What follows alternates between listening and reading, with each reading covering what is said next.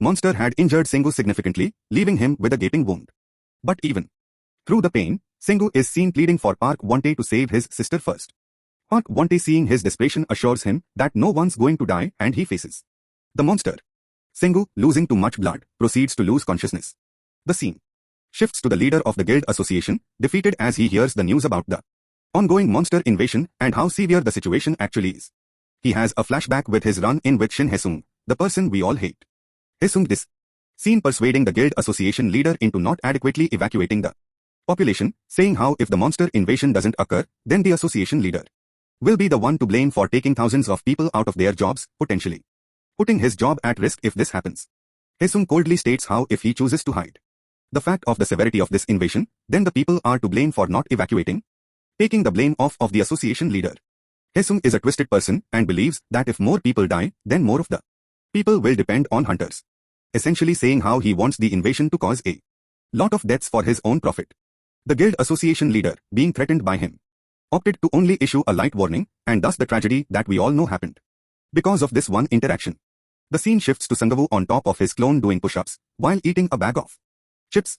He demands his clone to work harder, and he exclaims how his skill is so amazing, being that he doesn't have to work hard at all himself. He rejoices, thinking to himself how he doesn't have to worry about anything for the rest of his life due to his amazing skill. But in the middle of his daydream, he gets a text from Kang saying how he had arrived at his house to pick his clones up. Sangavu is planning on sending one of his clones to the hunting grounds, and Kang asks where his other clones are.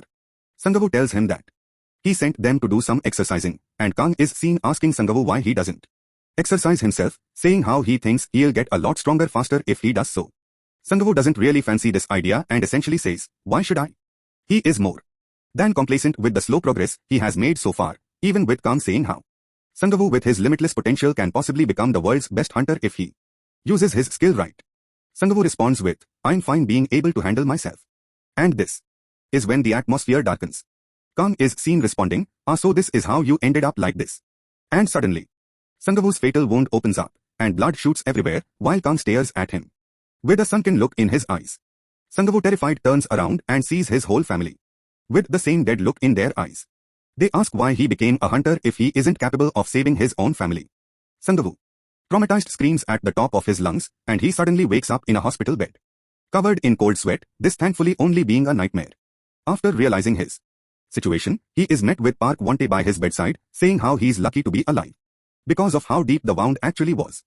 Sangavu thanks Park Wante for saving him once again, and he says it's nothing.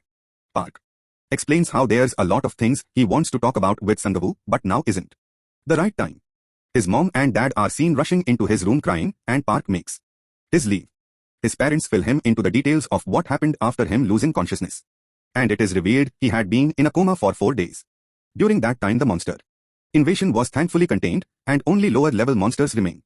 Sangavu suddenly remembers his sister, and he asks everyone in the room if she's alright, but no one looks him in the eyes. It is sadly revealed that Sangavu's sister was infected with a mana-absorbing virus, something that can't be cured.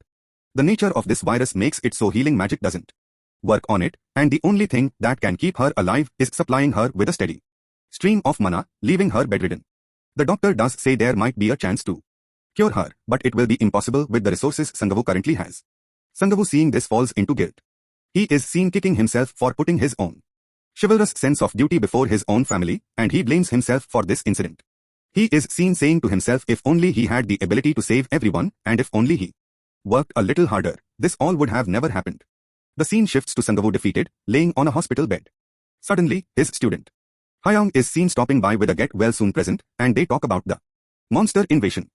Sangavu after a while explains how he is planning on quitting school, much to the surprise of Hyang. He shares what happened with his sister, and explains how he can no longer teach Hyang as well. She reluctantly thanks him for everything he had done up to that point, and putting on a smile to hide her heartbreak, the scene turns black.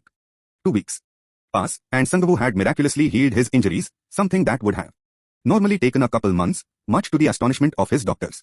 He is seen putting on a suit, and it is revealed he is going to see Park Wante about the things he wanted to talk about previously. On the way to meet him, he looks up Park Wante on his phone, and is surprised to learn that he is the guild master. He makes his way into his building, and he goes up to the front desk, and informs the receptionist that he wanted to meet Park The receptionist doesn't see any reservations made, and she is a little skeptical seeing that some random person wanted to talk with the guild master. But just when she was about to tell him to leave, one of Park's subordinates asks him if his name is Sangavu. Sangavu is astonished at how massive the person in front of him is and reluctantly says yes. Getting his confirmation, the man is seen personally escorting Sangavu to Park's office. Sangavu makes it to Park's office, and they exchange formalities. Sangavu thanks him again for helping him, and it is revealed that not only did Park save his entire family and get them to the hospital, he had also paid for the private rooms they used and even paid for Sangavu's sister's hospital fees. All these things considered, Sangavu is concerned if Park is going to use these things to blackmail Sangavu into being indebted to him, but that is not the case. Rather, Park, through gritted teeth, explains how he needs Sangavu's help because his sister went missing along with her teammates during a dungeon raid, something that was hinted at previously. Park explains how he saw a little bit of himself in Sangavu and wanted to help any way he could, but doesn't pressure Sangavu to help him in return. Rather, after explaining that Sangavu with his skill is the only person in the world that can help rescue his missing sister, Park hangs his head and begs Sangavu for help. Sangavu, seeing his desperation and seeing how he saved his family and himself multiple times, he happily obliges. Sangavu asks him how he should help, and suddenly the scene shifts to him in the Canis Guild's training grounds. It turns out there are two reasons as to why Park brought him there. First, Park explains how thanks to his sister's preparations beforehand, her team can survive for approximately 8 months in the dungeon with the supplies they have. And second, the dungeon is such a high level that his sister's full elite team was injured so much to the point that they are not able to escape. So, Park's plan is to personally train Sangavu to get stronger so that he and his clones can help his sister and her team to escape. The first day of training starts and the scene shifts over to Kang. Kang, having not seen or talked to Sangavu in a while, is nervously looking at his phone in hopes of some word from him. But right on cue, he suddenly hears a voice from behind, and it turns out to be Sangavu. Kang is shocked to find Sangavu all beaten up and injured due to the training with Park. They fill each other in with what happened since the last time they met, and Sangavu explains the situation with his sister and the virus, and how he plans to help Park in return for his kindness. Kang voices his concerns for his health, but Sangavu reassures him, and the day passes. The second day of training ensues, and Sangavu brings one of his clones in hopes of changing the outcome of the training. But to no avail, he and his clone are seen injured and walking home with their heads hung. Another day passes and he brings 2 clones, but the outcome is still the same. Yet another day passes and he brings 3 clones, and finally the results are still the same.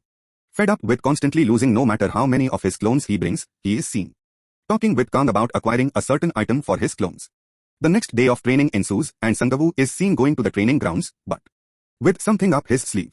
It is revealed that he had given his clones more cursed jewels and turned them all into monsters.